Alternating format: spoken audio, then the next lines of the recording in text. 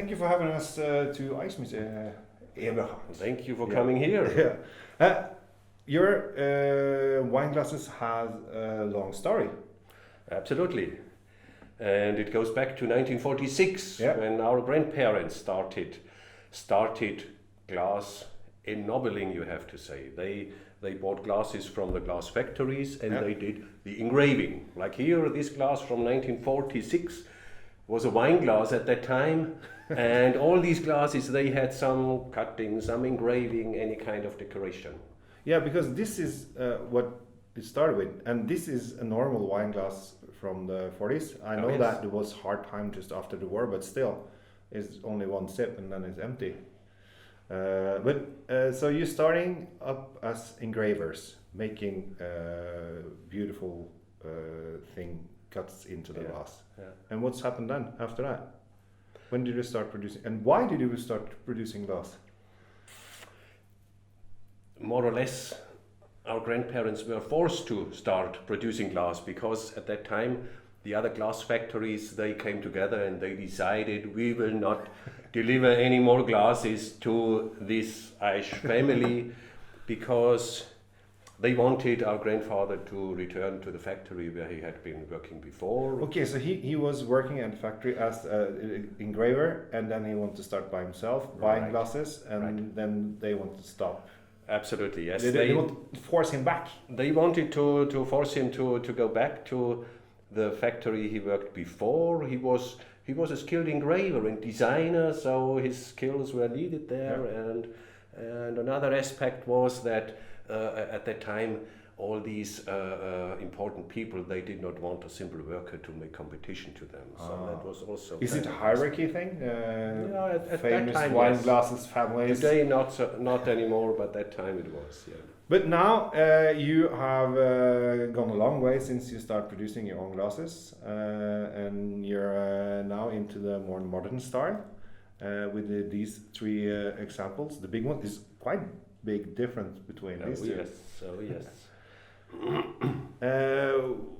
Why does it come from this to this, and how? Well, starting with this old glass, the first step was to adjust the shape of the glasses to the needs of the beverage, to the needs of the wine. So to find shapes that make flavors and aromas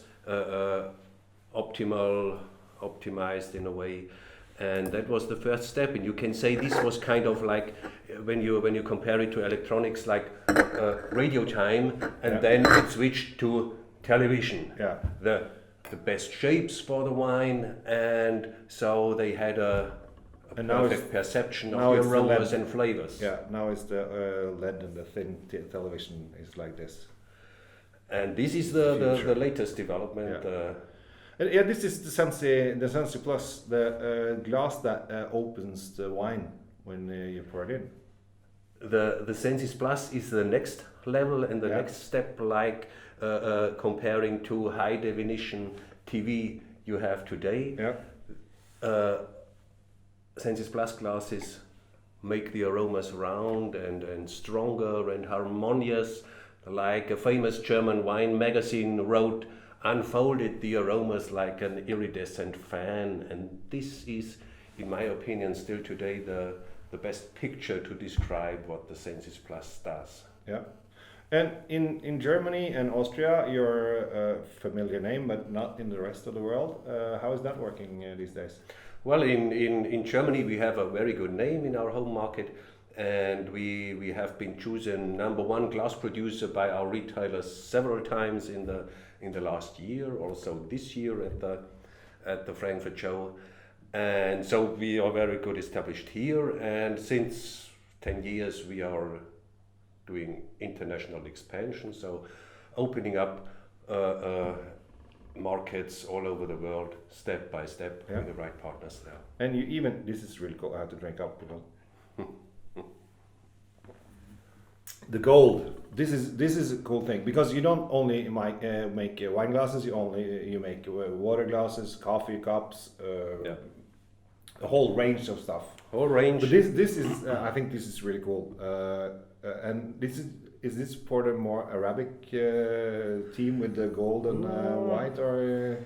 We have very good partners and friends in the Middle East states who buy a lot of gold and precious metals. But this is modern design with precious metals. So this is not just for the Middle East. This is just as well for Europe and for other countries. And in fact, we received tabletop awards, 2 tabletop awards last year at the Frankfurt show for this design, which shows it's not just a local good for the Arabic countries. But how important is it to win these prizes? You have won the best whiskey glass in 2005 or 6 or something, and now you're winning with this new Sensi Plus theme. How important is it to win this competition for you? Is it a... That's extremely important, and we are very happy about all these awards we received in the last years. Look at the Sensis Plus. Sensis Plus is something you cannot really see. You can taste it when you do comparative tasting. So it's very important to have third-party statements about the glasses who prove that this is true, what we claim and what we say about the Sensis Plus. So Sensis Plus is your big ship for the future? Yes. Yeah. Sensis Plus is the most important product and range that we have, and this is unique. This is absolutely unique product at Aish, and you will not find any glasses like these all over the world. And but you don't want to tell the secret. No. Can you tell the secret, please? Just forget the camera for a couple minutes. No, we will not tell the secret, but I will tell you what it's not. Yep. It's no chemistry, it's no chemical coating, it's no nanotechnology. No, all the things that I think no little holes inside the glass. No. All of that it's not. No. And what it is a company secret. Yeah. And you're going to take it to the grave without telling me, I understand. But what do you think about the future of wine glasses? This is the modern style. Do you think it's going to develop more? I feel like this has been the shape for the last 5-10 years now.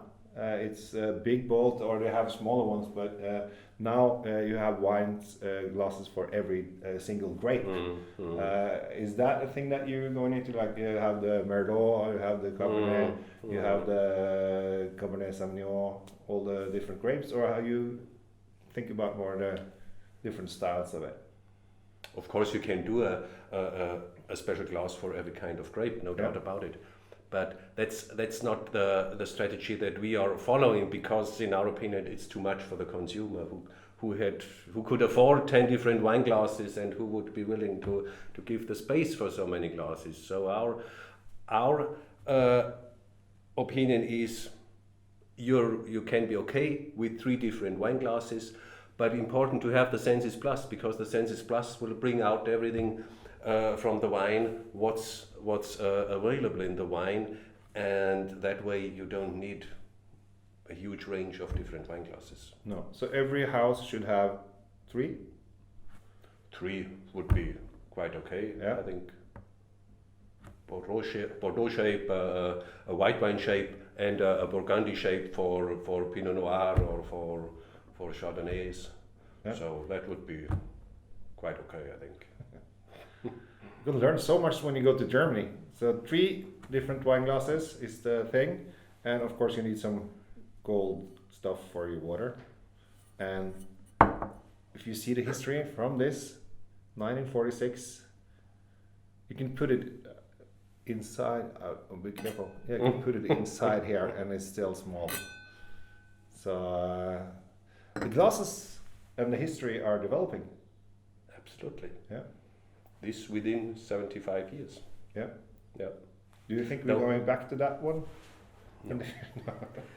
Not going back to that one. What when you look on the development of the shapes, what you just said, this is more or less the classical shape. Yeah.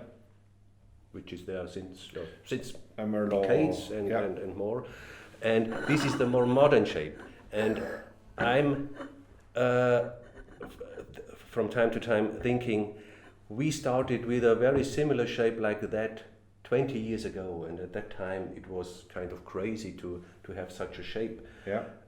And this shows how long it takes until a new shape really develops in a way that the consumer will accept that shape. Yeah. And so I'm sure it will not be a totally new, different shape within a few years. It will need a long time. I feel like when you talk about wine and glasses and everything, if the French like it, then you have done something good. How is the French looking at your glasses? Do you like it? Do they? The French market has always been difficult for us, and still today is difficult for us. They have fantastic wines, but still it seems to be not easy for a German glass producer to step into the French market. So we will do another approach, but in the past we have not been successful there. Yeah. So the French are the hardest nut to crack. Yeah. But China, Japan, Asia, more easy. Scandinavia, States. We are in all these countries. You will find our glasses, and we are developing new markets. Yeah, and as you said, the biggest nut will be the French market. Yeah, the Bordeaux people. Yeah, the snobby ones with chateaus. Thank you so much for having us. It's fascinating to taste these wine glasses. We've done it yesterday and we've done it today. We have tasted them against famous brands, and